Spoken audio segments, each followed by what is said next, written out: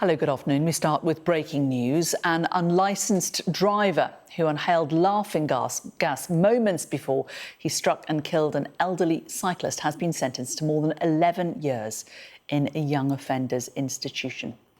20-year-old Cain Byrne crashed into 81-year-old Graham Slinn as he walked his bike across a pedestrian crossing in South Yorkshire on the 4th of April. Our correspondent Ashna Hurinag joins me now. And Ashna, tell us more about this case. Well, Cain Byrne is not only a reckless driver, he's a cold killer. The 20-year-old had been travelling in excess of the 50-mile-per-hour speed limit, witnesses saying that he was doing more like 80 miles per hour in South Yorkshire in April of this year, April the 4th, at the same time as him driving and inhaling nitrous oxide, better known as laughing gas, as he drove without a licence. Graham Slinn, a 81-year-old pensioner, had been out cycling, but he'd been crossing his bike over the A57 road when he was rammed into by the 20-year-old driver, who, as I say, did not have a licence and was travelling with two others in the car. In court during his sentencing, this footage was shown to members present, and you can see the way that he is driving in this vehicle, his Golf, and he ends up going along the A57, driving with excessive speeds, inhaling from this yellow balloon laughing gas as he went. And as he ploughed into the 81-year-old, he threw him some 15 foot into the air.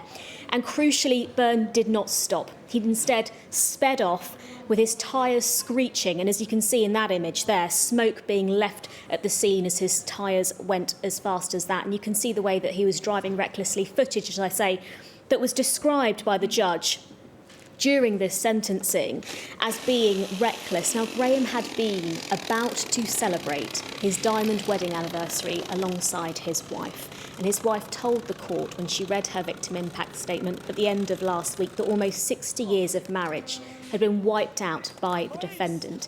In fact, Graham's daughter also told the court today she now faces silence, heartbreak and a future without the man who made her laugh every day. And she described her father as kind to his core and said his death was 100% avoidable. That was the moment there that Byrne was arrested, only a few hours after police found some of that footage and found evidence of what had happened to Graham. And this is him inside his prison cell on that night. I think we can also play you a clip now of what Byrne said to police during that time. They describe Graham as a husband, a dad and a granddad. They describe him as part of his employment. He was a carer for adults with learning disabilities, and his family describe him as a gentle, funny and kind to his core. How does it make you feel hearing that about Graham?